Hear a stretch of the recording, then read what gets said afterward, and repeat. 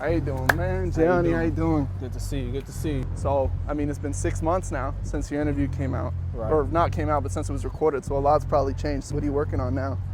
I'm working on my album, Phantomonia. Okay. Throwing these events, also under the name of Phantomonia. Yeah. How would you describe said event? In terms of like the theme of it, or Yeah, just well, what makes it? You're throwing these themes under the name Phantomonia. What is Phantomonia to you? Like, what is that? I think a place where it's an environment where you can hear different kinds of music from, you know, all different kinds of artists. I like to have bills that have, you know, rappers, the bands, the singers, the songwriter, the folk artists, all of that. Yeah. So that way people are getting a little bit more bang for their buck, and they're going to see artists who, you know, they might not have seen before. Sure. And so that's what I've been working on. So I've been trying to find as many different artists as possible. Okay. That way I can reach out and say, hey, I got this opportunity. If you want to do a show, I got something called Phantomonia. I think it would be cool if you were on the lineup for this event. Yeah. And so that's kind of how I've been going about it. And yeah. So with Phantomonia, is that sort of like how with the show you want it to be like a broad, vast group of artists, group of you know, different sounds that people can be invited to? Does that kind of translate into the new project? Like you're wanting it to be kind of a group of a bunch of shit that's maybe can be more inviting to people that haven't necessarily heard certain sounds, et cetera. Does that make sense? Yeah. No, I would definitely say that it's more. Man, I'm over here sweating like a bitch. I would say that it's more. I listen to a lot of like 80s and 90s music for the making of this project. Yeah. And so that's what I've been inspired by. Okay, like what? 80s, 90s?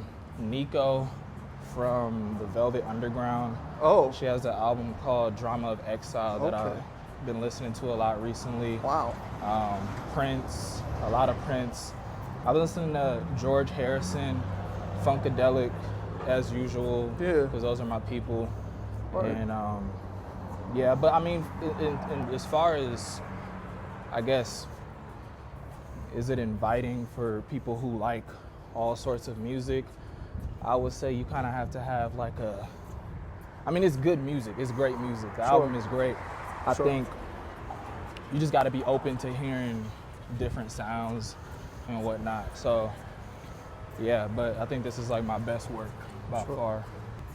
Is this the spot? This is the coffee This the shop. spot? So, I mean, with you talking about different sounds, it kind of made me think about, just in general, how do you think it's gonna differ from the kind of music that you already have out? Like, because you're already kind of make a lot of different sounds. Is it gonna kind of be more of just that, or is there something that's gonna be a little bit more specific towards what Phantomonia is? I think it'll definitely be different. It's a lot more punchier and it's a lot more bold. You know, the sounds that we used for this project we were heavy on the synths, we were heavy on, you know, crazy drums, but then also, you know, I have the guitars, and we're layering guitars, and we're trying to do things that sound far left from everything else I've done before. Okay. So I feel like this one has a lot more, I guess, it's more cohesive. Okay. It sounds like this album is almost like feels like a bigger deal, almost, than the rest of yours. I feel like in my feed I'm seeing a lot more marketing for the album. That's something that you're definitely trying to emphasize, is that this is kind of a bigger deal than your other ones? Absolutely. Just because I'm approaching 20 and it feels like a landmark, I guess, for me. What's the word? Landmark or Milestone? Milestone.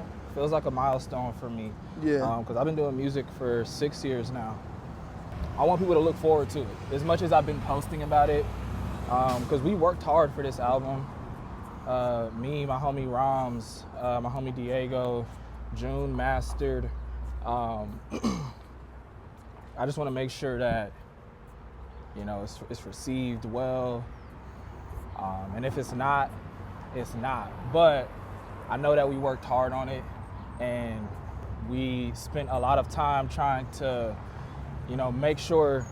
I think we maybe have like 10, 15 different scraps, which doesn't sound like a lot, but the amount of time that we spend in the studio, you know, 10, 15 scraps is kind of a lot for us. Yeah. So, Yeah, and this is my first standard project where it's only 12 songs, because I'm so into, you know, making long albums. I was about to say, bro, them shits are fucking long as fuck. I love making long albums because a lot of my favorite albums are long.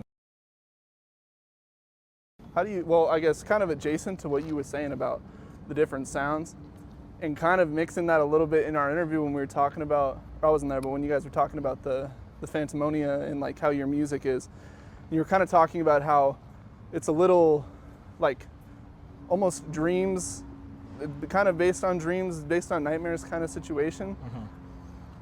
I am starting to notice you post a lot of things that kind of come off nightmarish. Yeah. One of those being the white lady, Diane.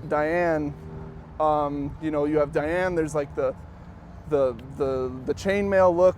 There's one that you had posted the other day with like, it looked like a skirt and like a mask that I think I've seen the mask before. Uh-huh. But what do those all differentiate in kind of characters that you have, or like what the fuck's the deal with the white woman?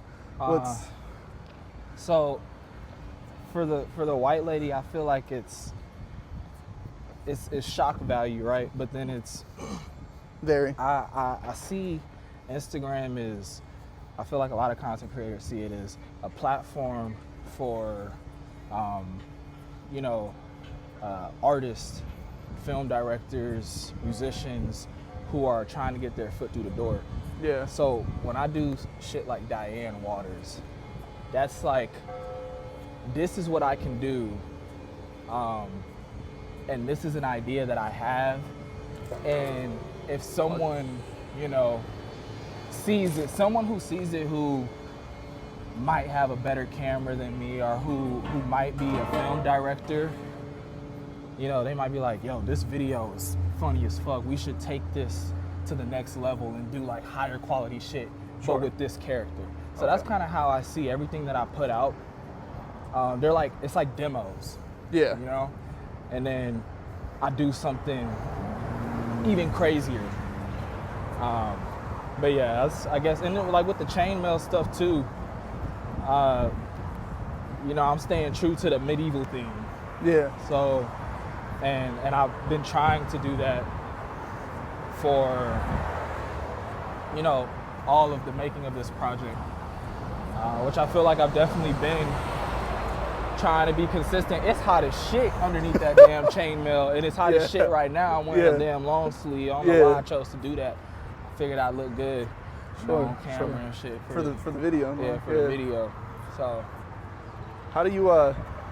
Is that kind of the same thought process with the Fenty fold shit that you were doing?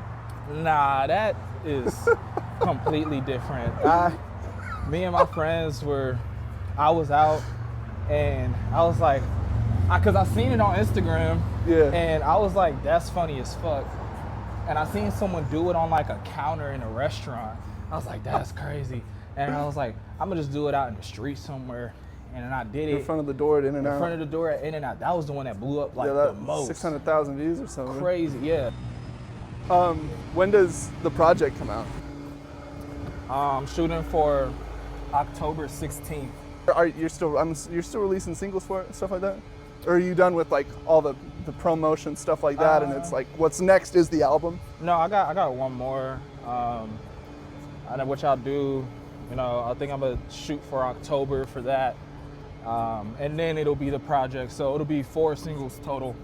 Okay. For the entire album. Okay. How do you want to leave?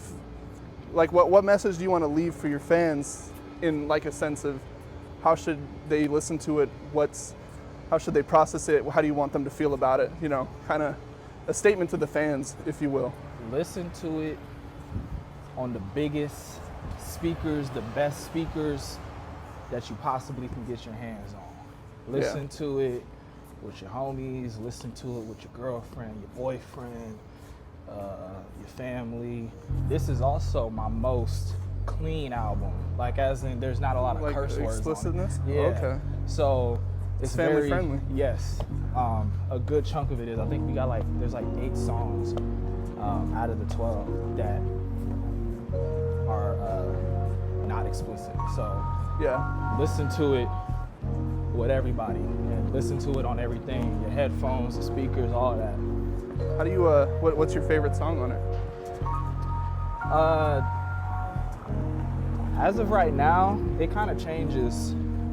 The Undead is, that's out right now, and that's my favorite one. That's one of my favorite songs from the project. But also, there's a song called Hit Me, which has this big crushed bass on it. Okay. And it's extreme. It's super pretty. It's like a Prince or Rick James sort of feel. And it's one of my favorite. Those are some of my favorite artists. So. Silly, man. What about features? Anything like that, or is it all solo? It's all you? No. It's we got Annalise Campos from Lens, and then we got the homegirl Nadeja, and those are these are songs that I already have out with them, so it's no surprise or anything. Okay, word, man. Well, we're looking forward to it. I'm excited to see. It's cool watching you grow, like what you're saying, you're turning a new milestone. So I'm excited to see what your 20s bring you musically. Thank you, brother. Thank you.